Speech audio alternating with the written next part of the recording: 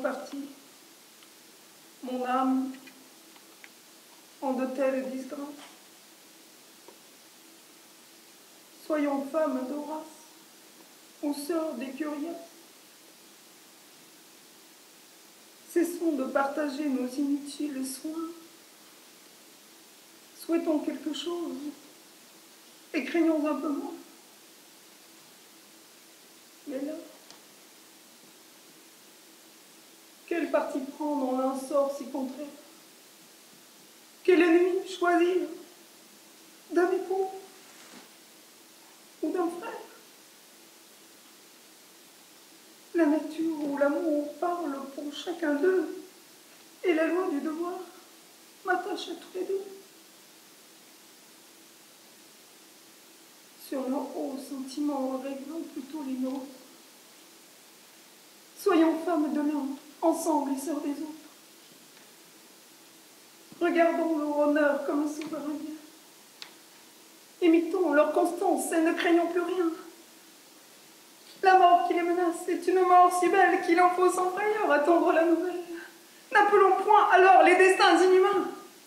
Songeons pour quelle cause et non par quelle main. Revoyons les vainqueurs sans penser qu'à la gloire que toute leur vertu reçoit de leur victoire et sans considérer aux dépens de quel sang leur vertu les élève en cet illustre rang. Faisons nos intérêts de ceux de leur famille. En l'une je suis femme, en l'autre je suis fille. Et tiens à toutes deux par de si forts liens qu'on ne peut triompher que par les bras des miens. Fortune, quelques mots que ta rigueur m'envoie, j'ai trouvé les moyens d'en tirer de la joie et puis voir aujourd'hui le combat sans terreur, les morts sans désespoir, les vainqueurs sans horreur.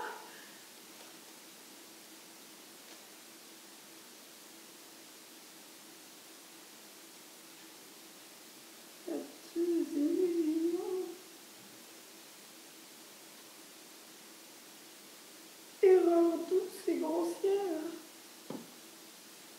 vain effort de mon âme, impuissante lumière de qui le faux brillant prend droit de m'éblouir, que tu sais peu durer et tôt t'évanouir.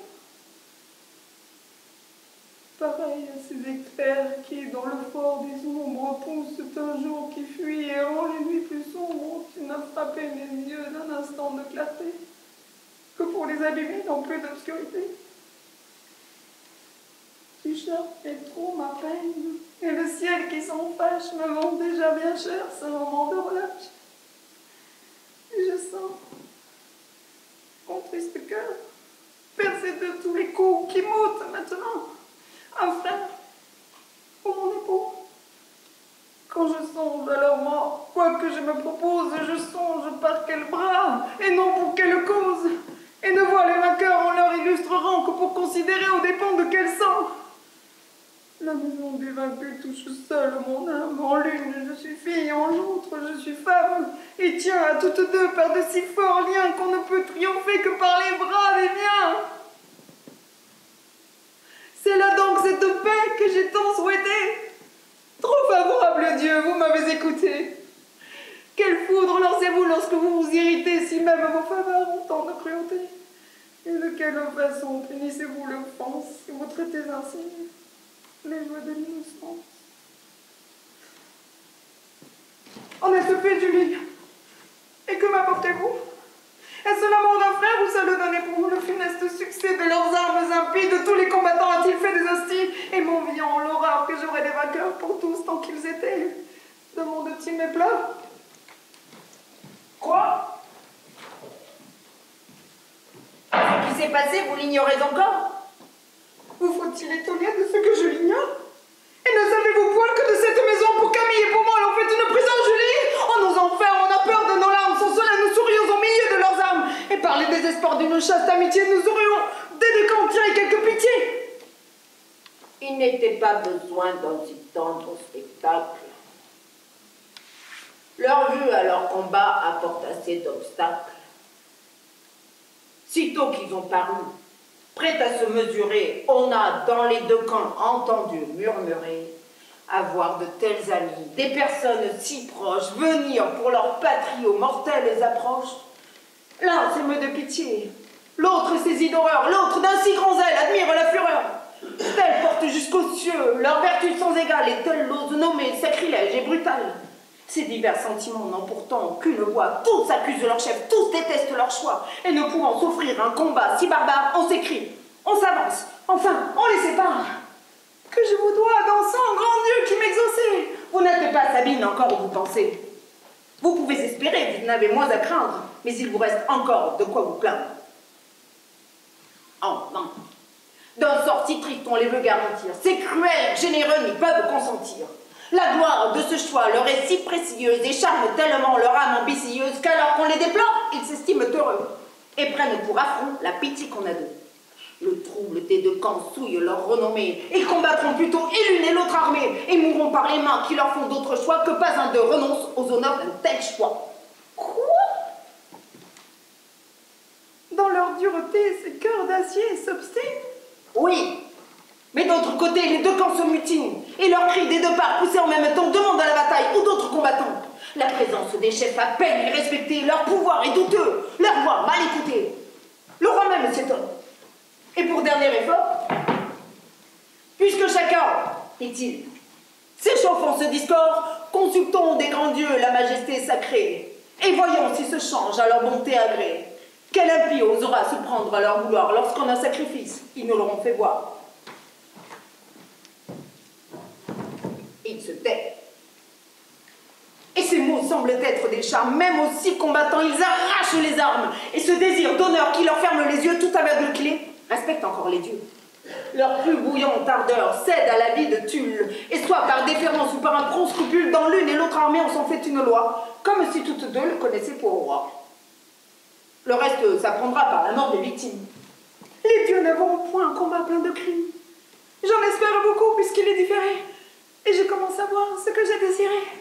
Ma sœur, que je vous dis une bonne nouvelle. Je pense la savoir s'il faut la nommer telle.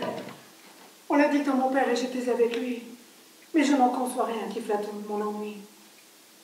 Ce délai de nos mots rendra leur coup plus rude. Ce n'est qu'un plus long terme à nos inquiétudes, et tout l'allègement qu'il en faut espérer, c'est de pleurer plus tard ce qu'il faudra pleurer. Les dieux n'ont pas en vain inspiré ce tumulte. Disons plutôt, ma sœur, qu'en vain on les consulte. Ces mêmes dieux à Tulle ont inspiré ce choix, et la voix du public n'est pas toujours leur voix, et descendent bien moins dans de si bas étages que dans l'âme des rois, leurs vivantes images, de qui l'indépendante et sainte autorité est un rayon secret de leur divinité. C'est vouloir sans raison vous former des obstacles que de chercher leur voie ailleurs qu'en leurs oracles. Et vous ne vous pouvez figurer tout perdu sans démentir celui qui vous fut hier rendu. Un oracle jamais ne se laisse comprendre. On l'entend d'autant plus que moins on doit l'entendre. Et loin de s'inspirer sur un pareil arrêt qui n'y voit rien d'obscur, doit croire que tout est. Sur ce qui fait pour nous, prenons plus d'assurance et souffrons les douceurs d'une juste espérance. Quand la faveur du ciel ouvre à demi ses bras qui ne s'en promet rien ne la mérite pas, il empêche souvent qu'elle ne se déploie, et lorsqu'elle descend, son refus la renvoie. Le ciel agit sans nous en ces événements, et ne les règle point dessus nos sentiments. Il ne vous a fait peur que pour vous faire grâce. Adieu. Je vais savoir comment enfin tout se passe. Modérez vos frayeurs. J'espère à mon retour ne vous entretenir que de propos d'amour, et que nous n'emploierons la fin de la journée qu'aux doux préparatifs d'un heureux hyménée. J'ose encore l'espérer. Moi, je n'espère rien. Les faits vous fera voir que nous en jugeons bien.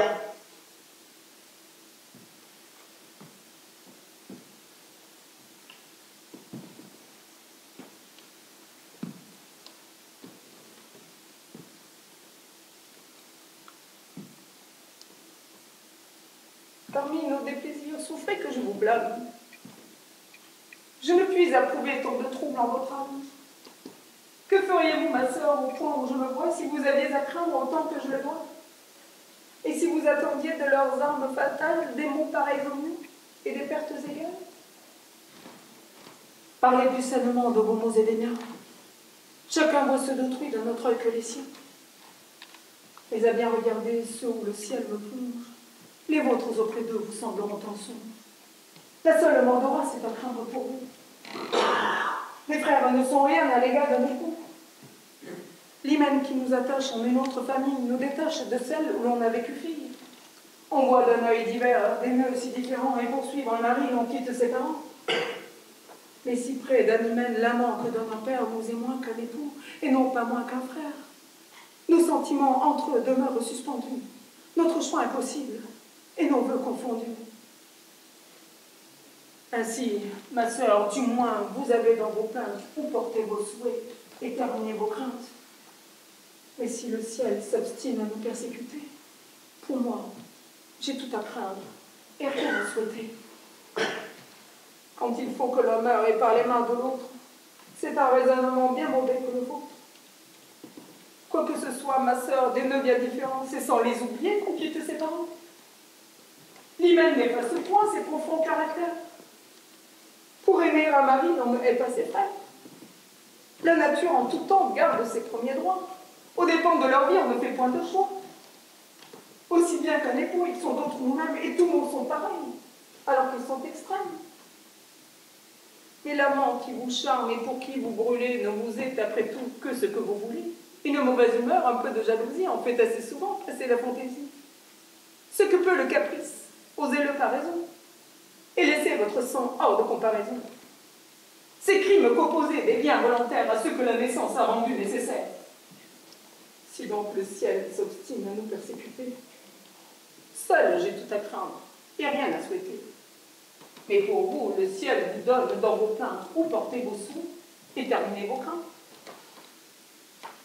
Je le vois bien, ma sœur, vous n'aimâtes jamais. Vous ne connaissez point ni l'amour ni ses traits. On peut lui résister quand il commence à naître, mais non pas quand il s'est rendu maître, et que l'aveu d'un père engageant notre foi a fait de ce tyran un légitime roi. Il entre avec douceur, mais il règne par force. Et quand l'âme, une fois a goûté son amorce, vouloir ne plus aimer, c'est ce qu'elle ne peut, puisqu'elle ne peut plus vouloir que ce qu'il veut. Ces chaînes sont pour nous aussi fortes que belles. Je viens vous apporter de fâcheuses nouvelles, mes filles, mais en vain. Je voudrais vous soler ce qu'on ne vous saurait longtemps dissimuler. Vos frères sont aux mains. Les dieux ainsi l'ordonnent. Je veux bien l'avouer. Ces nouvelles m'étonnent. Et je m'imaginais dans la divinité beaucoup moins d'injustice et bien plus de bonté. Ne nous consolez point. Contre tant d'infortune, la pitié parle en vain. La raison importune. Nous avons en nos mains la fin de nos douleurs, et qui veut bien mourir peut braver les malheurs. Nous pourrions aisément faire en votre présence de notre désespoir une fausse constance. Et quand on peut sans honte être sans fermeté, l'affecter au dehors, c'est une lâcheté. L'usage d'un tel art, nous le laissons aux hommes, et ne voulons passer que pour ce que nous sommes. Nous ne demandons point qu'un courage si fort s'abaisse à notre exemple à se prendre du sort. Recevez sans frémir ces mortelles alarmes. Voyez couler nos pleurs sans y mêler vos larmes. Enfin, pour toute grâce, en de tels déplaisirs, gardez votre constance et souffrez nos soupirs. Loin de blâmer les pleurs que je vous vois répandre, je crois faire beaucoup de mon pouvoir défendre, et céderais peut-être de si rudes coups si je prenais ici ma mater et que vous. Non, calme par son choix m'ait fait haïr vos frères. Tous trois me sont encore des personnes bien chères, mais enfin l'amitié n'est pas du même rang, et n'a point les effets de l'amour, ni du sang. Je ne sens point pour eux la douleur qui tourmente Sabine comme sœur, Camille comme amante. Je puis les regarder comme nos ennemis et donne sans regret mes souhaits à mes fils. Ils sont, grâce aux dieux, dignes de leur patrie. Aucun étonnement n'a leur gloire flétrie, et j'ai vu leur honneur croître de la moitié quand ils ont des deux camps refusé la pitié. Si par quelque faiblesse ils l'avaient mendié, si leur haute vertu ne l'eût répudiée, ma main bientôt sur eux m'eût vengé hautement de l'affront que m'eût fait ce molle consentement. lorsqu'en dépit d'eux, on en a voulu d'autres. Je ne le sais le point. J'ai joint mes voeux aux vôtres. Si le ciel pitoyable eût écouté ma voix, Albe serait réduite à faire un autre choix. Nous pourrions voir tantôt triompher les Horaces sans voir leur sang souillé du sang des Curiaces, et de l'événement d'un combat plus humain dépendrait maintenant l'honneur du nom romain. La prudence des dieux autrement dispose. Sur leur ordre éternel, mon esprit se repose. Il sème en ce besoin de générosité, et du bonheur public fait sa félicité. Tâchez d'en faire autant, pour soulager vos peines, et songez toutes deux que vous êtes romaines. Vous l'êtes devenue et vous l'êtes encore, un si glorieux titre est un digne trésor. Un jour viendra que par toute la terre, Rome se fera craindre à l'égal du tonnerre, et que tout l'univers tremblant dessous ses lois, ce grand nom deviendra l'ambition des rois. Les dieux, à notre aîné, ont promis cette gloire. Nous venez-vous, Julie, à prendre la victoire? Mais plutôt du combat, des funestes effets. Rome, sujet de l'âme, et vos fils sont défaits. Des trois, les deux sont morts, son époux seul vous reste. Oh, un triste combat, et fait vraiment funeste. Oh, mais sujette, et pour en garantir et ne pas employer jusqu'au dernier soupir? Non! Non! Cela n'est point! On vous trompe, Julie! Oh, mais n'est point sujet! Oh, mon fils est sans vie! Je connais mieux mon sang, et c'est mieux son devoir! Mais il ne nous rempart au moment le plus voir. Il s'est fait admirer tant qu'ont duré ses frères, mais comme il s'est vu seul contre trois adversaires, près d'être enfermé d'eux, sa fuite l'a sauvé. Et nos soldats, trahis, ne l'ont point achevé. Dans leur rang à se lâche, ils ont donné retraite. Je n'ai rien voulu voir après cette défaite. Oh, mes frères, Tourment, ne les pleurez pas tous. De jouissent d'un sort dont leur père est jaloux. Que des plus nobles fleurs leur tombes soient couvertes. La gloire de leur mort m'a payé de leur perte. Ce bonheur a suivi leur courage invaincu, qu'ils ont vu Rome libre autant qu'ils ont vécu, et ne l'auront point vu obéir qu'à son prince, ni d'un état voisin devenir la province. Pleurez l'autre, pleurez l'irréparable affront, que sa fuite honteuse imprime à notre front. Pleurez le déshonneur de toute notre race, et l'opprobre éternel qui laisse son nom de race. Que vouliez-vous qu'il fît contre Troie? Qu'il mourut, ou qu'un beau désespoir alors le secourut. N'eût-il que d'un moment reculé sa défaite? Oh, m'eût été du moins un peu plus tard sujette. Il eût avec honneur laissé mes cheveux gris, et c'était de sa vie un assez digne prix. Il est, de tout son sang, comptable à sa patrie, chaque goutte épargnée à sa gloire flétrie, chaque instant de sa vie après ce lâche tour, mais d'autant plus ma honte avec la sienne au jour. J'en romprai bien le cours, et ma juste colère contre l'indigne fils usant des droits d'un père sera bientôt faire voir dans sa punition l'éclatant désaveu d'une telle action. Écoutez un peu moins ces ardeurs généreuses et ne nous rendez point tout à fait malheureux. Sabine, votre cœur se console aisément. Nos malheurs jusqu'ici vous touchent faiblement. Vous n'avez point encore de part à nos misères. Le ciel vous a sauvé, votre époux et vos frères. Si nous sommes sujets, c'est de votre pays. Vos frères se moquent quand nous sommes trahis. Et voyant le point où leur gloire se monte, vous regardez fort peu ce qui nous vient de honte. Mais votre trop d'amour pour cet infâme époux lui donneront bientôt des pleurs comme à nous. Vos pleurs en sa faveur sont de faibles défenses. J'atteste des grands dieux, les suprêmes puissances qu'avant ce jour finit. Ses mains, ses propres mains